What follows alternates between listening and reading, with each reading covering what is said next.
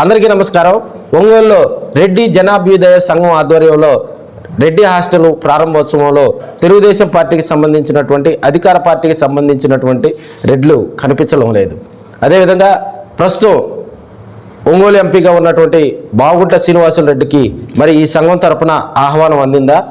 అభివృద్ధికి చాలా విరాళాలు ఇచ్చినటువంటి పరిస్థితులు. ఆయన ప్రత్యేకంగా కూడా రెడ్డి హాస్టల్పై మరి అనేకమైనటువంటి సందర్భాల్లో కూడా మరి ఆ హాస్టల్ అభివృద్ధికి చర్యలు తీసుకున్నటువంటి పరిస్థితులు. అదేవిధంగా మాజీ మంత్రి బాలినేని శ్రీనివాసరెడ్డి గారు వారికి ఆహ్వానం అందిందా లేదా అనేది రాజకీయంగా కూడా చర్చ నడుస్తుందని మనం చెప్పుకోవచ్చు. బూచేపల్లి శివప్రసాద్ రెడ్డి గారు తన ప్రసంగంలో కూడా మరి తాము రెడ్డి జనాభ్యుదయ సంఘం ఆధ్వర్యంలో కూడా మరి ఇక్కడ రాజశేఖర రెడ్డి గారి, నీలం సంజీవ్ రెడ్డి గారి విగ్రహాలు ఆవిష్కరించుకుంటుంటే దాని మీద కూడా కొంతమంది కుట్రలు చేశారని ఆయన మాట్లాడటం వెనక కూడా కొంత రాజకీయ చర్చ నడిచిందని ఒంగోలులో చెప్పుకోవచ్చు. మేము చేసే ప్రోగ్రామ్ కి మేము డెవలప్మెంట్ చేసి నేను ఓపెన్ చేసాను కూడా అబ్జెక్షన్ పెడుతున్నారు. ఇది ఏం రాస్తాం అనిపించింది.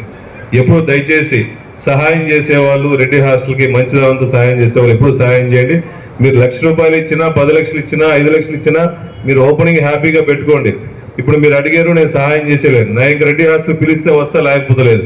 కానీ మా చారిటబుల్ ట్రస్ట్ నుంచి కానీ మా అమ్మ తరపు నుంచి మేము కానీ ఈ రెడ్డి హాస్టల్కి ఎప్పుడు ఈ చిన్న అవస్థ వచ్చినా, పిల్లలకి ఎప్పుడు అవస్థ వచ్చినా ఈ బూచేపల్లి శివప్రసాద్ బూచేపల్లి కుటుంబం ఎప్పుడు అండగా ఉంటుంది.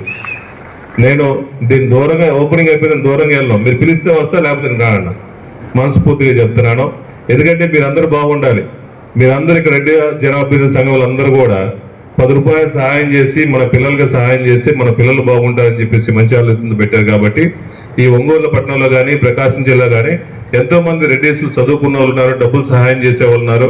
తలా ₹1,000 ₹2,000 సహాయం కూడా చేసేవాళ్ళు ఉన్నారు. కాబట్టి ఒక మంచి ఆశయం కోసం ఇంకా ఫ్యూచర్లో ఈ రెడ్డి జనాభ్యుదయ సభకు ఇంకా బాగా డెవలప్ అవ్వాలి, మంచి కార్యక్రమాలు పెట్టాలి, పేద పిల్లలకు సహాయం చేయాలి. అదేవిధంగా ఏమైనా మెడికల్ ఎయిడ్ కానీ మంచి మంచి హాస్టల్స్ కానీ కొత్తవి కూడా కట్టడానికి కూడా చాలా మంది అడుగుతున్నారు. కాబట్టి ఒక మంచి కాన్సెప్ట్కి ఎప్పుడు మేము సహాయం చేస్తుంటాము.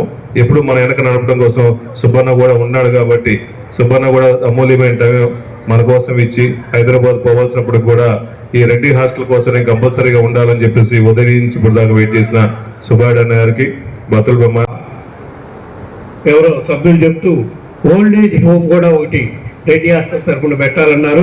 తప్పకుండా చేయండి. ఈ 2 కార్యక్రమాలే కాకుండా స్కిల్ డెవలప్మెంట్ సెంటర్ కూడా పెడదాం. ఇక్కడ మన దగ్గర చదువుకునే విద్యార్థులు వాళ్ళ కాళ్ళపై వాళ్ళు నిలబడటం కోసం ఏ స్కిల్స్ అవసరమో ఆ skill development central government organisation ఉంది. మనం ఫెసిలిటీ క్రియేట్ చేస్తే వాళ్ళు ఇక్కడికి వచ్చి మనకి ట్రైనింగ్ ఫెసిలిటీ అంతా ఇస్తారు.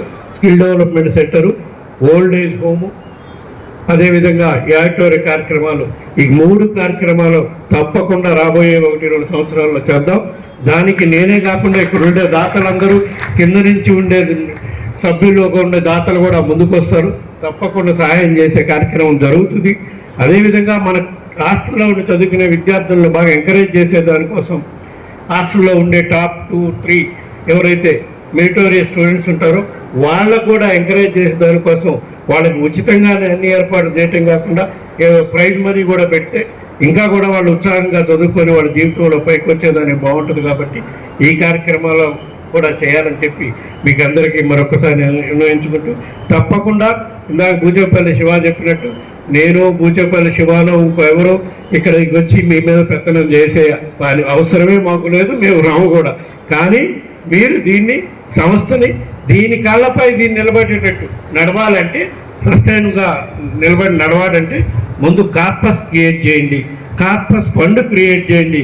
అప్పుడు ఒకరి సహాయం లేకుండా హాస్టల్ మెయింటెనెన్స్కి ఇబ్బంది లేకుండా ఆ హాస్టల్ నడిపేదానికి కానివ్వండి, ఇక్కడ ఉండే సెంటర్స్ నడిపేదానికి కానీ ఎవరి మీద ఆధారపడకుండా ఉండే కోసం మన రెడ్డి సోదరులు చాలామంది ఉన్నారు. ఇక్కడే కాదు, వివిధ ప్రాంతాల్లో ఉన్న రెడ్డి సోదరులందరూ కూడా సహాయం ఆర్జించండి. తప్పకుండా అందరూ ముందుకు వచ్చి సహాయం చేస్తారు.